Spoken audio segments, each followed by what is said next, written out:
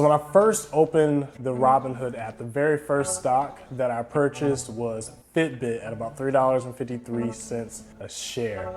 And it's been a year since then, and over that period of time, I've been able to create a stock portfolio that I can continue to put money towards to help it grow, and something that I know I can rely on once I approach retirement, and something I can pass on to the next generation. But out of all those stocks that make up that portfolio, there are the chosen few that I know when I bought those stocks that I want to keep forever. So that's what this video is about today. We're going to talk about my 4 stocks that when I bought them, I know that I'm never selling. So let's get started.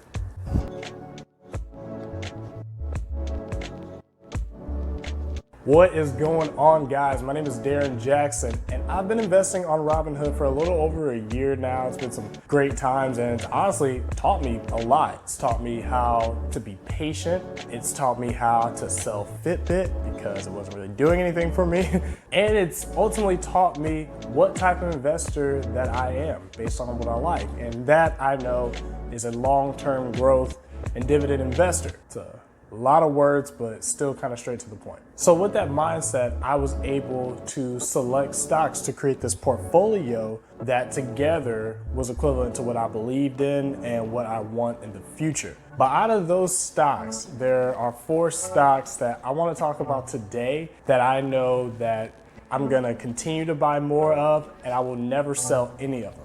I'm gonna keep these stocks ideally forever. But before we get into those stocks, another thing I wanna talk about is why am I keeping these stocks, or what am I looking for when it comes to stocks that I will potentially keep for the rest of my life. So let's get this video started. All right, so like I said, before we get into those 4 stocks that I plan on never selling, I wanna answer another question. Why do I want to keep these stocks forever? So I basically wanna get you guys in my mindset of what I'm looking at a stock that not only makes me want to buy it right then and there, but gives me the mindset that I can probably hold on to the stock for a very long time. So the first thing I'm looking at is its mission statement, something I've previously talked about, and basically that answers the question of the company, which is why? Why are you a company? What is your purpose to society? How are you giving back to society? Are you making the world a better place? And if so, how are you doing it? Because I feel like obviously if there's a company out there that's doing good for the people and for the world and everything like that, for whatever they do, then more people are going to believe in it, and more people are going to use that belief and put more money towards it by buying their items and other stuff like that. And when they do that, company gets more money, they have more opportunity to grow. And they enhance these next 3 reasons on what I look for in a company. The second one is primarily because of what type of investor I am. I want to look for a stock that pays out in dividends. I'm a firm believer in passive income. I love waking up to dividend checks. Yes, they're a little bit smaller right now, but they do add up to a little over $80 a year in dividends, which is way more than I would have made holding my money in a personal savings account. But I know that money is gonna grow over time as I continue to invest within my portfolio. But not only does it have to pay in dividends, but it has to have a history of substantial dividend growth. Now, when I say substantial, I don't mean that in 2020 they're giving out $2 a share, and then in 2021 they're giving out $100 a share. That'd be scary. I just mean that they have a long history of giving out dividends and increasing their dividends over a yearly basis. So that shows you that the company is making a lot of money, and they're giving a decent amount of money to their shareholders, which persuades you to then buy more stocks. And that leads me to the 4th thing I look for, which is the payout ratio. Now, the payout ratio is essentially the annual dividend divided by the earnings per share, which is just the net worth divided by the number of shares that they're giving out. So typically, the lower the number is, or if it ranges between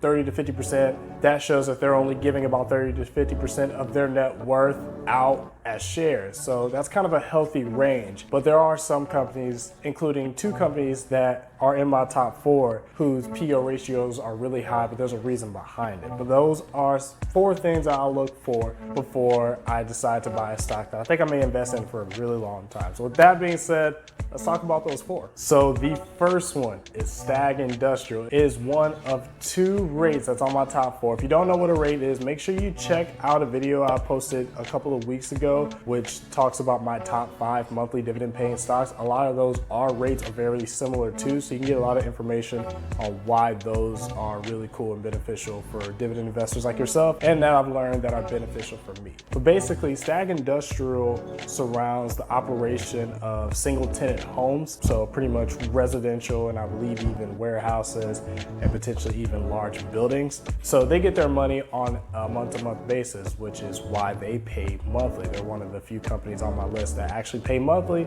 and that's one huge reason why I love this stock. It also has a lot to do with a little bit of an emotional mindset, because this is one of the first stocks that I bought that actually paid in dividends. To be honest, guys, there was another YouTuber that I like to watch who talked about some stocks that he has, and Stag Industrial was one of them. So I looked at it and I said, oh, I like these numbers, and I bought some. But I've learned that this is actually a great company to invest in, so over time I've bought more. This is a company whose payout ratio is very, very high, but the reason behind that, and again, I go over it on the video that I was just talking about, but to shorten it up, they give out a lot of money on a monthly basis because they receive a lot of money on a monthly basis in the form of rent, and they're also a REIT, which has the personality of doing so, but they have a long history of paying out their dividends every single month.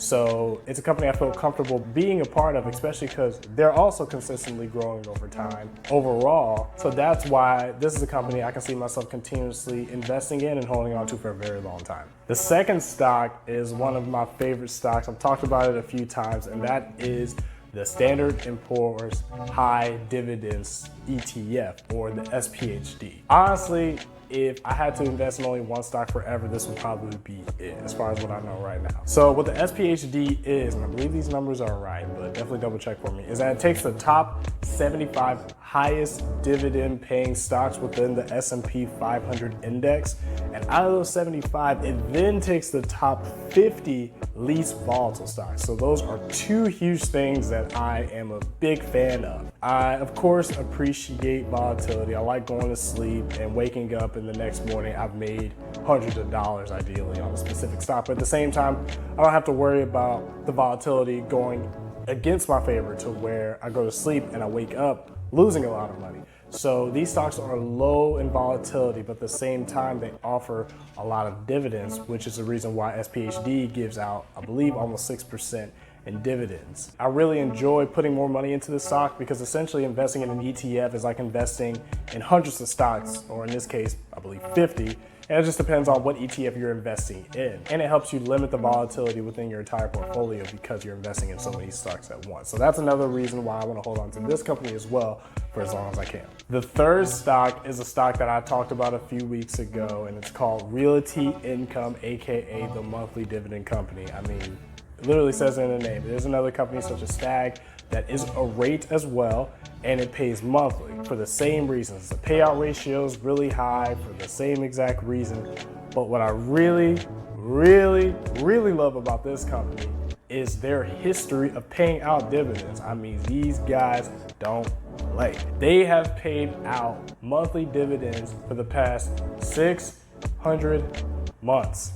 600 months. That's like what, 50 years? That's crazy. And they've also have surpassed at least 88 consecutive quarters of increasing their dividend payouts. So they're saying, not only are we gonna give you your money, we're gonna give you more money for a long time. So that's why I invested in the stock. And last time I talked about Realty Income, I didn't actually own any shares of stock, and I believe I mentioned that, but I now own one share of Realty Income, and I plan on buying a lot more of these stocks over the period of time. But the fact that they have such a crazy history of paying their monthly dividend checks, and the fact that they pay them monthly, is why I know I'm only gonna put more money towards this stock, and I am never selling this stock ever. You can't make me. And the last stock on my list is AT&T. Now, I haven't invested enough in AT&T. I think I have 1 or 2 shares, but this is a stock that everyone seems to like. They pay at about 6.9, almost 7% dividend yield. And aside from the fact that I'm not really a big fan of the former CEO of the company, and I don't really want to get into it, just Google search it if you want, I do like a lot about this company. They're one of the largest telecommunication companies in America, potentially even the world. and they're making new adjustments to their company. They recently bought Time Warner, which I believe is now called Warner Media, which involved over $100 billion merger, which should hopefully bring in a lot of money. And they're also planning on releasing HBO Max, another streaming service hosted by AT&T, which should hopefully come out tomorrow. Actually, today's Tuesday, by the way, as far as when I'm recording this video. So it's gonna come out tomorrow. Now, it is a $15 a month service. So with that, I'm not sure if it's gonna be highly competitive against the likes of Netflix and Disney Plus and Hulu. But the fact that they have that option and it is HBO related content is, you know, it's pretty good. So that alone should hopefully increase the overall growth within AT&T, and the fact that they give high dividends on a quarterly basis is a reason why I plan on holding on to AT&T and the other three companies that I've named for a long time, potentially the rest of my life. So of course, there's a couple of other companies I could have added to the list that I'm probably gonna hold on to for a long time, including Coca-Cola, which is considered a dividend aristocrat, which I honestly didn't know what that was until maybe a month ago. I kind of put two and two together because they've been growing in dividends for the past 57 years, which is over double of my current lifespan. And companies like Johnson & Johnson, who have been at it just as long, and it's a type of corporation I feel like will never go down regardless of what's going on in the world, including the current pandemic that we're in. But these are for sure the top four that I knew out the gate that I wanted to hold on to forever. So let me know what you guys think about these stocks in the comments, and let me know what stocks are you holding on to for the rest of your life. Like, what type of company are you into that you know you're never gonna sell? Why are you invested in those companies? Like, what do you look for when you're investing in companies that you wanna hold on to for the long run? And hopefully this video helps. Make sure you check out some of the other videos I have, including my top 5 monthly dividend paying stocks and any other videos that will hopefully help you guys in your investing journey as it has helped mine out. I appreciate you guys checking this video out, and until next Thursday, take care.